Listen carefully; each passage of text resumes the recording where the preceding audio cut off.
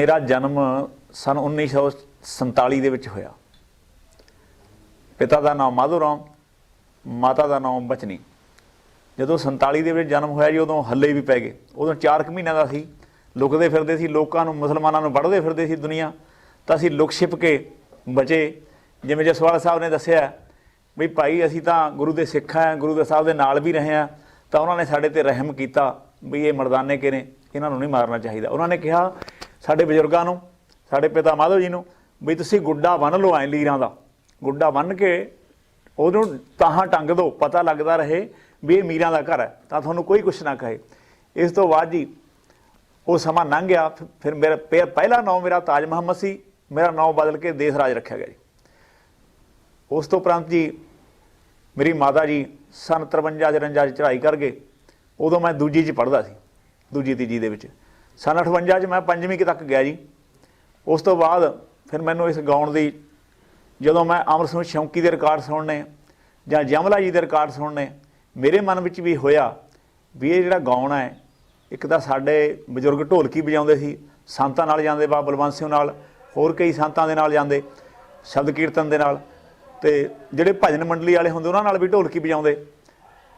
मेरे मन च भी होया भी ये जिहड़ा गाउण है ये बहुत वधिया चीज़ है। मेरे बजुर्ग नूं भी बहुत शौक सी भी साडा पुत्तर गाउण सिੱਖੇ। मेरे मासड़ जी दियागढ़ वाले वो ढड़ सारंगी नाल गाउंदे, इत्थे आउंदे रहिंदे सी। उन्हां नूं आखिया भी ये मेरे पुੱਤ ਨੂੰ तुसीं गाउण सिखाओ। सन 58-59 ਦੇ ਵਿੱਚ जी मैनूं लै गए, जिन्हां कोल मैं 3 साल रहा। उस तो उपरंत 3 साल गाउंदा भी नाल रहा। मेरी आवाज़ खराब हो गई, मैं गाउण दा काम ही छड्डता, बंद करता। अपने घरे होर मजदूरी करदा रहा, दिहाड़ियां करदा रहा। इस तो उपरंत बाजे वाले नाल जांदा रहा, तुंबी नाल गाउणा शुरू करता, क्योंकि ढड़ सारंगी दा गाउणा जिहड़ा जी इहदे नाल बहुत जोर लगदा, बड़ी उच्ची आवाज़ चाहिदी है। जिहड़ा तुंबी दा गाउणा जां होर हारमोनीअम नाल ने ये नीवें सुर च भी गा सकदे हां। इस तो उपरंत जी कई समय साल गुजर गए। फिर एक साडे संत आ गए बाबा गुलाबपुरी जी, जिन्हां नूं लसोई वाले कहंदे सी। वो खेड़ी वाले करतारे दे नाल गाउंदे भी रहे, फिर साधु हो गए मलौद खेड़ी वाले, और बिल्कुल अवधूत नांगे जोगी सीगे। उन्हां नूं गाउण दा बड़ा शौक सी। पहलां लवाणे रहिंदे रहे, लसोई रहिंदे रहे। जदों उरे साडे आ गए, चौथा दिन होया सी अजे गल चल पई कोई बई कहंदे जी साडा मीर भी कलियां तां ला लैंदा, कहंदे बुला के लिआओ। जदों उन्हां दे कोल गए, मैं टुੱਟੀ जी सारंगी लै के चलिया गया उन्हां दे कोल। वो कहंदे मीरा बई तू तां वधिया गाउणा है। उन्हां दा ऐसा आशीर्वाद होया जी। वो कहंदे असीं भी गा के सुणाईए। उन्हां ने आप भी बोलिया जी, बहुत सुर मिठा वधिया सुर च बोले। मां जी तुहाडा तां गाया वा। कहंदे भी असीं खेड़ी वाले करतारे दे नाल गाउंदे भी रहे हां, तू साडे कोल आउंदा रहा कर। उन्हां दा आशीर्वाद हो गया जी।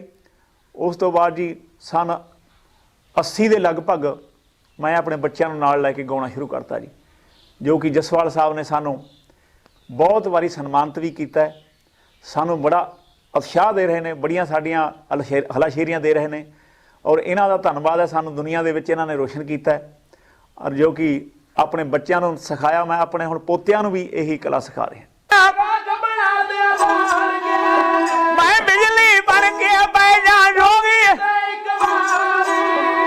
बिजली बन के पै जा जोगी,